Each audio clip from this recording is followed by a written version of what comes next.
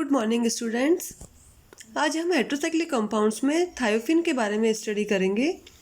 Thiophene जो कि एक 5 मेंबर्ड हेट्रोसाइक्लिक कंपाउंड होता है जिसमें कि हेट्रो एटम के रूप में सल्फर एटम प्रेजेंट होता है।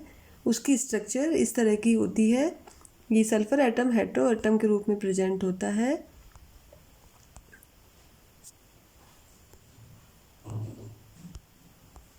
और इस तरह की इसकी मॉलिक्यूलर स्ट्रक्चर होती है जिसमें कि यहाँ पे डबल बॉन्ड्स प्रेजेंट होते हैं।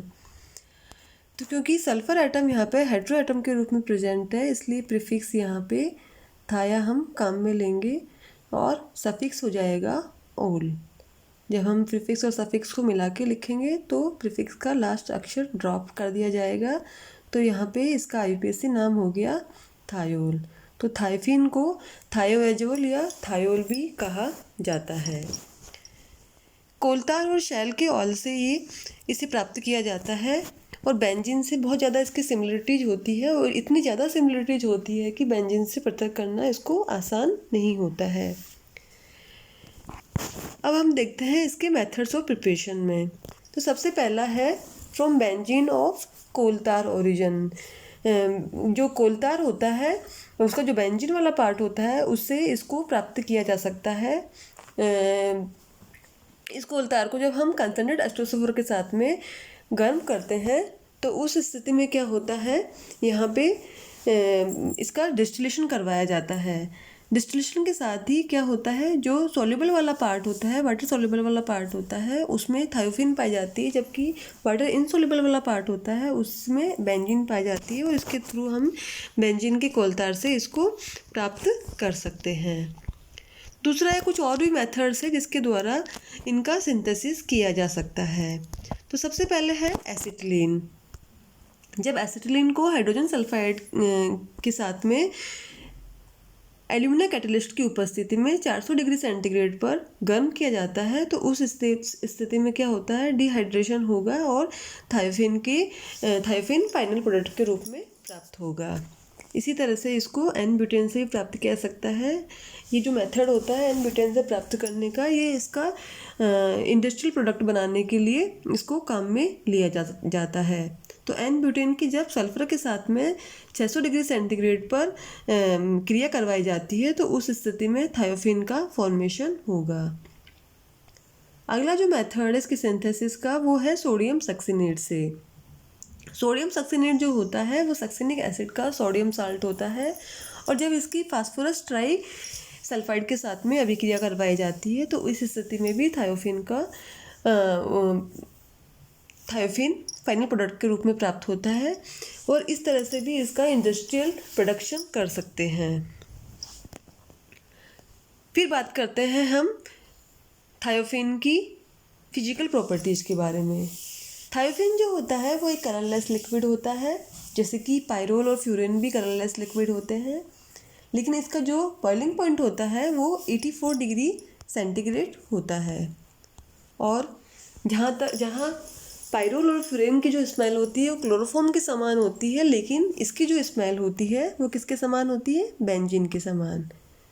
बेंजीन से क्योंकि ये बहुत ज़्यादा सिमिलरिटीज दिखाता है। वाटर में इनसॉल्युबल होता है, लेकिन जो दूसरे सॉल्वेंट्स होते हैं जैसे कि ईथर और अल्कोहल उनमें ये सॉल्युबल होता है। अब बात करते हैं हम इसकी केमिकल रिएक्शंस के बारे में। तो जब इसका हाइड्रोजनेशन पैलेडियम की उपस्थिति में करवाया जाता है तो पूरी तरह से हाइड्रेशन हो जाता है और टेट्राहाइड्रोथायोफिन का फॉर्मेशन होता है।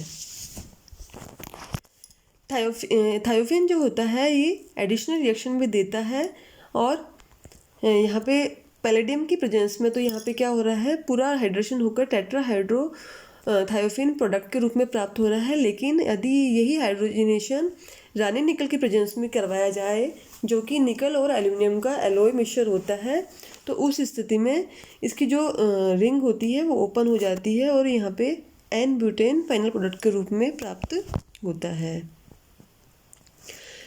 फिर बात करते हैं हम इसकी इलेक्ट्रोफिलिक सब्स्टिट्यूशन रिएक्शंस के बारे में, क्योंकि इसमें बेंजीन के समान ही इसमें एरोमेटिक प्रॉपर्टीज होती है।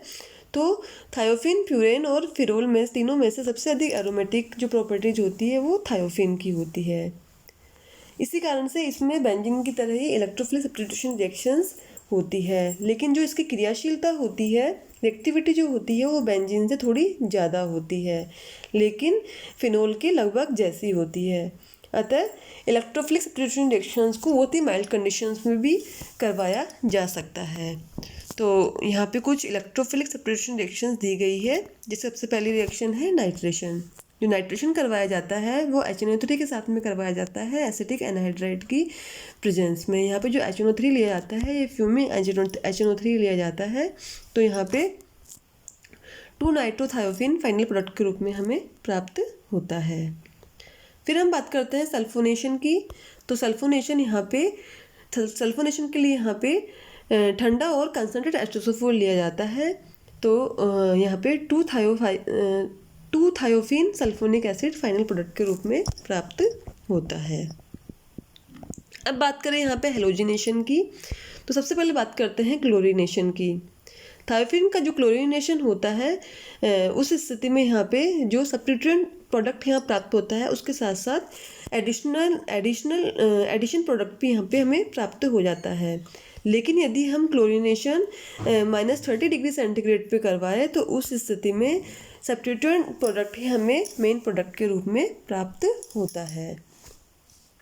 तो जैसे हम क्लोरीनेशन करवाते हैं क्लोरीन के साथ में -30 डिग्री सेंटीग्रेड पे, तो उस स्थिति में हमें यहाँ पे 2-क्लोरोथायोफिन मिल रहा है और साथ में पॉली क्लोरीनेटेड प्रोडक्ट भी मिल रहा है 2,5-डाइक्लोरोथायोफिन।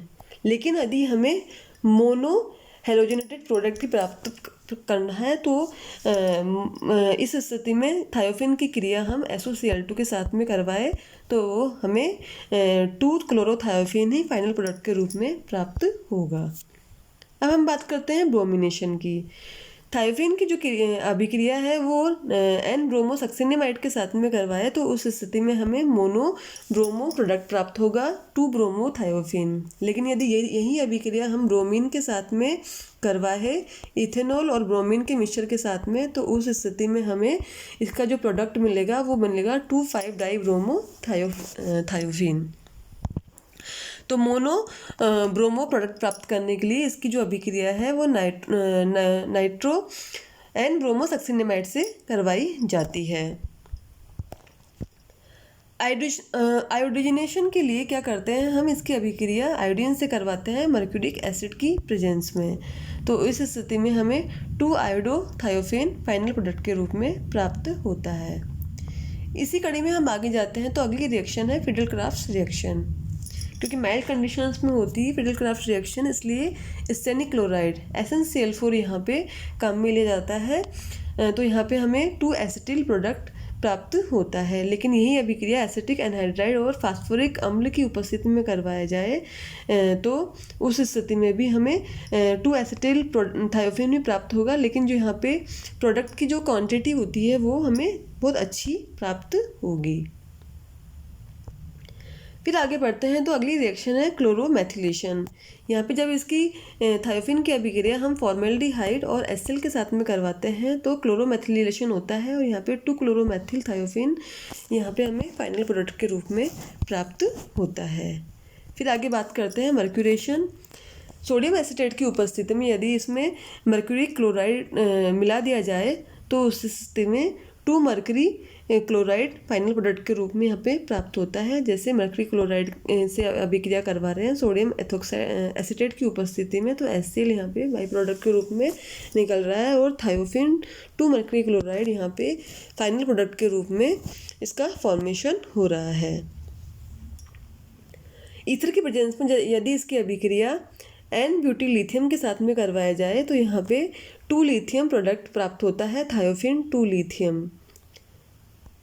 यहाँ पे जो लिथियम डेरिवेटिव बनता है उसकी सहायता से हम कंपाउंड्स का डिकार्बोक्सिलेशन भी कर सकते हैं। तो यहाँ पे 2-लिथियम थायोफिन 2-लिथियम की जब क्रिया CO2 के साथ में करवाई जाती है तो इंटरमीडिएट बनता है जो कि LiCl का एक मॉलिक्यूल निकाल के यहाँ पे थायोफिन 2 कार्बोक्सिलिक एसिड का फॉर्मेशन करता है।